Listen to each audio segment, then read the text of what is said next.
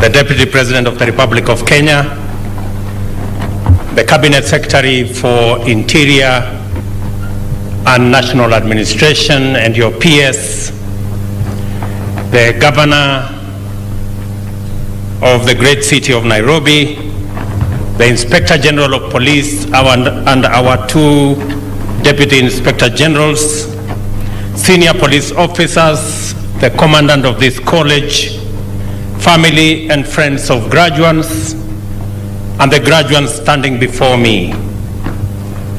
Good afternoon. This is an auspicious day for many people in Kenya.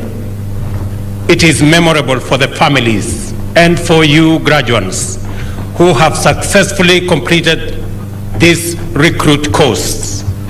It is also a historic day for Kenya's policing institution and good news for the people of Kenya, whose legitimate demand for better security, more effective and professional, dynamic and modern police services are being answered by your passing out this afternoon.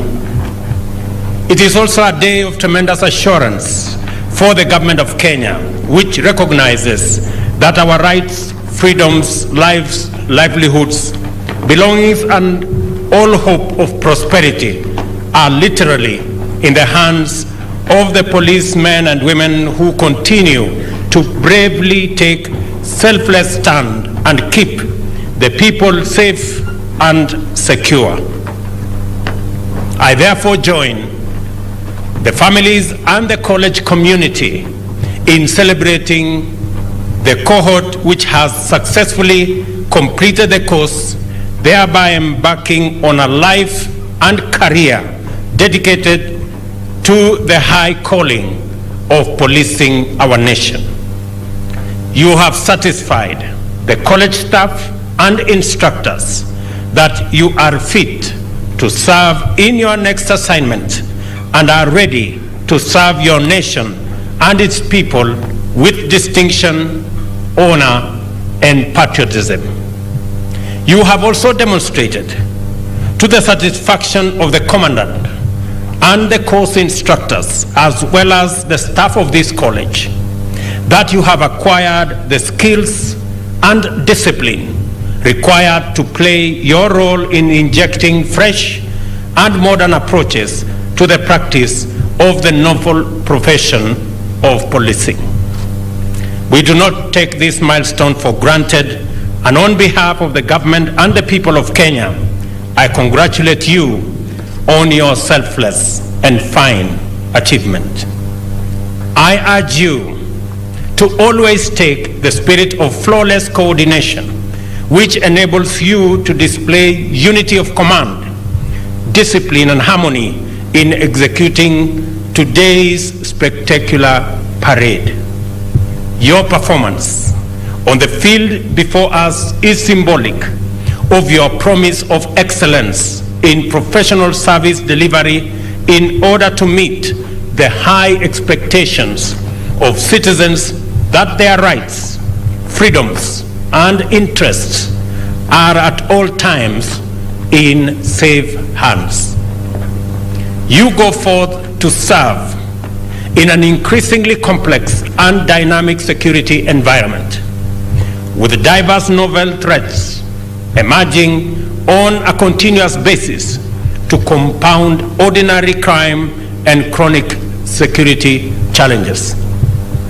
It is our legitimate expectation that you are ready to face the challenges head-on in a skillful, efficient, and effective manner, thereby safeguarding the necessary environment for Kenyans to pursue their aspirations and achieve shared prosperity as a nation.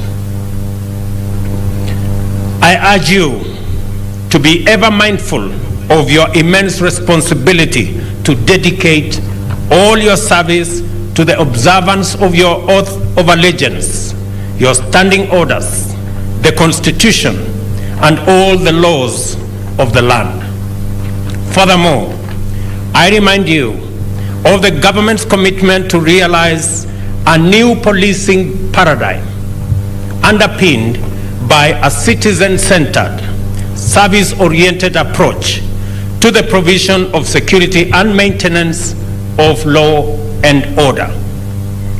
This paradigm also respects and upholds integrity, fundamental human rights, and constitutional freedoms, human dignity, and our determination as a nation to pursue sustainable development as an open and democratic society. As pertains to the Constitution, therefore, I particularly call on you to be mindful of the national values and principles of governance to serve as your professional anchor. The need for modernization arises from the constantly evolving complexity of contemporary security challenges. Technology and globalization has enabled antisocial characters and criminal networks to threaten society in more dangerous ways over a vast international range. It is important for every police professional to rise to this challenge by acquiring insights to empower them in understanding complicated and sophisticated criminal and security threats, and skills that enable them work effectively with modern technology and modern equipment. We are determined to deliver security in all parts of Kenya without sacrificing fundamental rights and freedoms. A more autonomous, professional, and better resourced police service whose members enjoy conducive terms of employment and conditions of service and have access to adequate welfare amenities will go a long way in facilitating this commitment that we have as a nation. We have liberated the police service from political and bureaucratic control by relocating the police budget from the office of the President to the office of the Inspector General.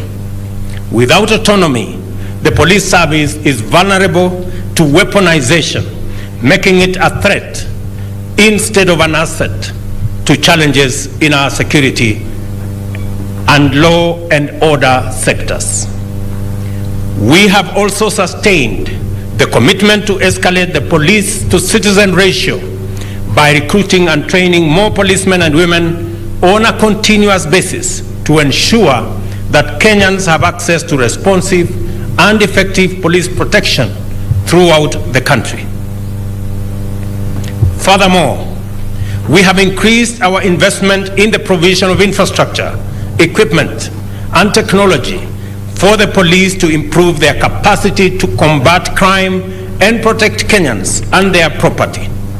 This includes the establishment of an ultra-modern forensic laboratory to enable our investigators solve complex crimes and keep bad elements off through effective prosecution. Additionally, we have enhanced coordination between various agencies in resolving crime and security threats, while at the same time deepening the collaboration between the police services and communities. For this reason, it is important for every police officer, including you standing here before me today, to be mindful of the need to maintain relations of mutual respect with members of the public as a matter of necessity. This is because citizens are your employers. Citizens' rights and freedoms are constitutionally protected, and also because cordial relations with the public enhances police capacity to keep citizens, their communities, and their properties safe.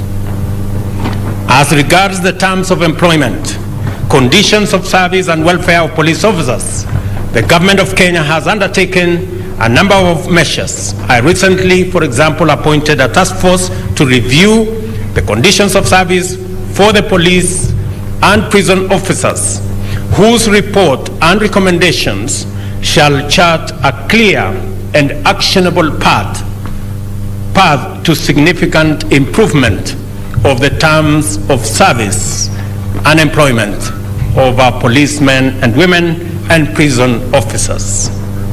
Also, the provider of comprehensive health insurance cover has been competitively contracted to ensure that all police officers and their families have access to high-quality medical services, including mental health and psychosocial support. Finally, we have identified police officers as priority beneficiaries of the affordable housing projects in order to ensure that members of the service lead dignified lives in clean, spacious, safe, and secure houses and neighborhoods. Kenyans are committed to meet their part of the bargain by ensuring that their government facilitates members of the police service to be ready and capable of protecting them. For this reason, I urge the graduates as well as members of the service assembled here to reflect on their part of this contract and commit to do their utmost in delivering on it. Kenya's neighborhood of the Horn of Africa continues to face various security challenges. War, armed conflict, and civil strife has led to the collapse of law and order in various parts of our region. The cross-border spillover of this crisis has saddled our security sector with a burden of illicit firearms among civilian populations, sustaining banditry, cattle rustling, and other threats to life, property, peace, and security. Kenya continues to seize every opportunity to restore peace and stability in affected countries and regions through peacekeeping deployments and robust diplomatic efforts. We shall not relent in this quest until our brothers and sisters in the Horn of Africa as well as East Africa enjoy peace, stability, and prosperity. The time has come for us to decisively engage so as to eradicate banditry and cattle rustling within our borders. I am confident that our police services now have what it takes to execute this critical assignment, and I have given firm instructions to the ministry to support all our men in uniform to ensure that we eradicate banditry and cattle rustling. And I want to say without equivocation that this is the administration that will get rid of the menace that has been a challenge to Kenya for many years. As I conclude, I reiterate the high expectation that Kenyans have in you. You should have no difficulty whatsoever in meeting them by serving them with discipline, dignity, courage, firmness, but also fairness. After your graduation today, you will join your colleagues in the high calling to serve all Kenyans in keeping with the police service motto, utumishi kwa wote. Na ningependa kuchukua nafasi hii vile vile kuwapongeza, kuwashukuru na kuwauliza wakati mnaondoka hapa siku ya leo ni watume na mambo mawili. Ya kwanza ni watume na salamu nyingi kutoka kwangu kwa familia zenu, wazazi wenu, jamaa zenu na mahali kote mnatoka katika taifa letu la Kenya. Tafadhali mnibebee salamu zangu kwa mahali popote mnatoka katika taifa letu la Kenya. Jambo la pili, nawauliza kwa sababu mtakuwa na muda wa karibu mwezi moja nyumbani, naomba kila mmoja wenu tusaidiane kama taifa.